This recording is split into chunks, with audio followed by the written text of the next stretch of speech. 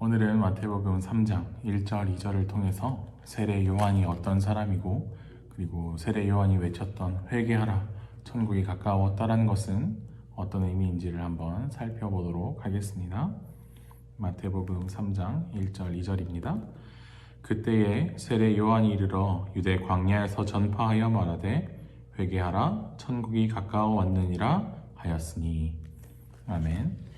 오늘은 세례 요한이라는 사람에 대해서, 그리고 그 사람이 계속해서 외쳤던 회개가 무엇인지를 한번 알아보려고 합니다. 세례 요한이 태어나기 전에 천사가 세례 요한의 아버지께 나타나서 이런 말씀을 했어요.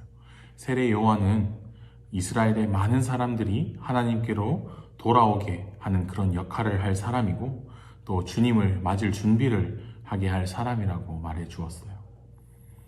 하나님께서 약속했던 것처럼, 우리가 배웠던 것처럼 예수님을 이 땅에 보내주실 텐데, 그 예수님이 오실 길을 준비하는 사람으로 세례 요한을 먼저 우리에게 보내주셨어요. 세례 요한은 광야에서 살았는데 낙타 털로 된 옷을 입고 가죽띠를 띠고 메뚜기를 잡아먹고 돌에 있는 석청이라는 것을 먹으면서 그렇게 지냈어요. 그리고 그 사람이 광야에서 지내면서 세례 요한이 했던 가장 큰 일 중에 하나는 요단강에서 사람들에게 세례를 준 일이었어요. 그리고 사람들은 계속해서 외쳤어요. 회개하라, 천국이 가까워왔다. 천국이 가까웠으니까 어서 너희의 죄를 하나님께 말씀드리고 회개해라라고 계속해서 말씀해 주셨어요. 그랬던 것처럼 천사가 아버지께 나타나서 이야기했던 것처럼 많은 사람들이 그 이야기를 들었어요. 그리고 세례 요한을 찾아오기 시작했어요.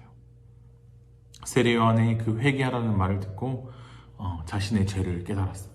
그리고 세례 요한에게 다가와서 하나님께 그 죄를 고백하고, 그리고 다시는 그렇게 죄를 짓지 않고 하나님이 원하시는, 하나님이 기뻐하시는 바른 모습으로 살아가겠다고 다짐을 했어요.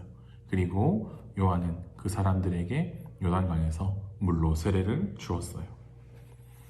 요한이 요단강에서 베푼 세례는 죄를 용서받았다라는 표시로 준 것이에요. 그래서 많은 사람들이 세례 요한을 찾아와서, 그 광야까지 찾아와서 자신의 죄를 이야기하고 고백하고 바른 모습으로 살아가겠다고 다짐하면서 세례를 받았어요. 그러면 요한이 계속해서 이야기했던 회개란 도대체 무엇일까요? 우리는 회개를 알아보기 전에 먼저 죄에 대해서 이야기를 한번 해보려고 하는데요. 우리는 죄라는 것에 대해서 조금 약하게 생각할 때가 있는 것 같아요. 사람을 때리거나, 아니면 사람을 죽이거나, 아니면 남의 물건을 훔치거나, 그런 사람들은 우리는 나쁜 사람이라고 이야기를 하고 죄인이라고 이야기를 해요. 하지만 사실은 우리도 모두 다 죄인이에요.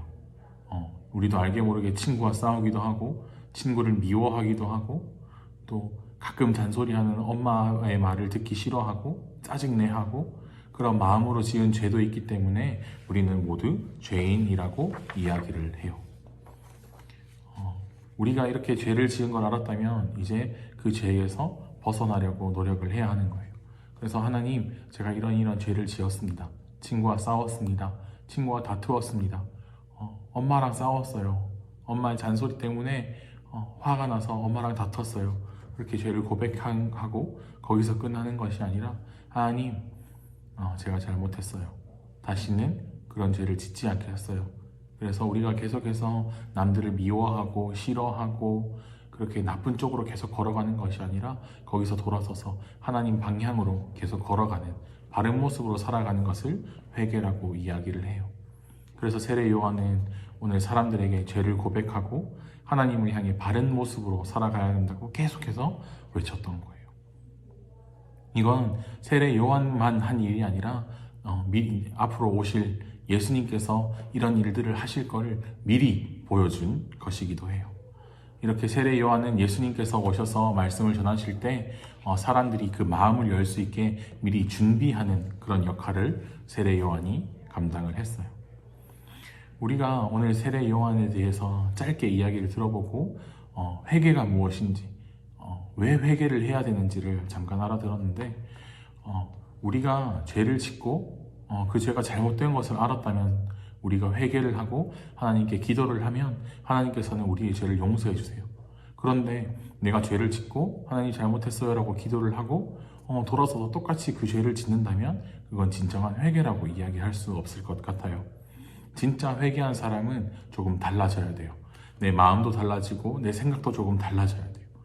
내가 죄를 지었고 양심의 가책이 있고 하나님께서는 이건 하나님께서 좋아하시지 않을 것 같아, 이건 나쁜 일인 것 같아 라는 마음이 들었으면 하나님께 기도하고, 하나님 제가 잘못했어요, 앞으로 이러지 않겠습니다 라고 기도를 하고, 그리고 우리의 삶 가운데서, 우리의 매일매일 가운데서도 다시는 그 죄를 짓지 않으려고 노력하고 하나님께 기도하는 우리가 되어야 될 줄로 믿습니다.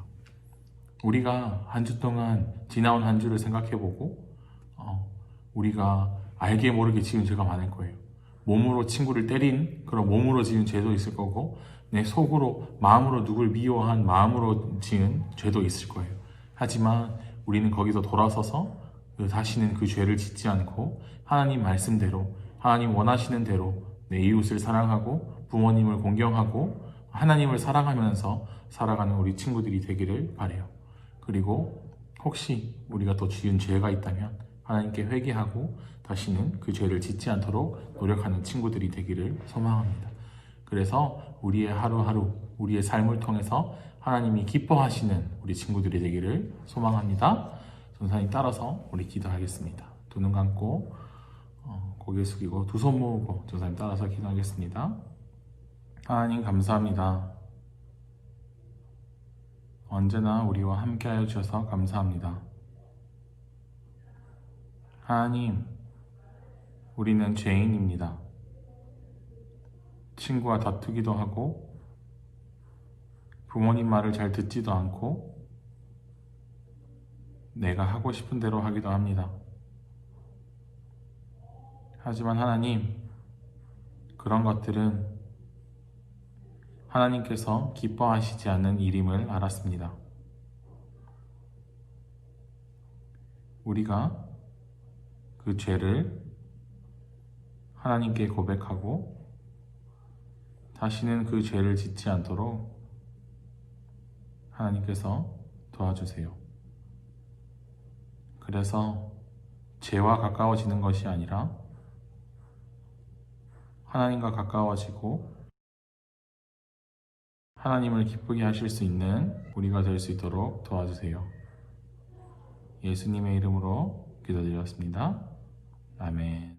친구들, 우리 다음 주 11월 1일과 8일에는 여름 성경학교, 우리 예전에 했던, 그리고 코로나 때문에 잠시 멈춰 있었는데 다음 주와 다다음 주에 계속해서 이어서 성경학교를 진행하려고 합니다.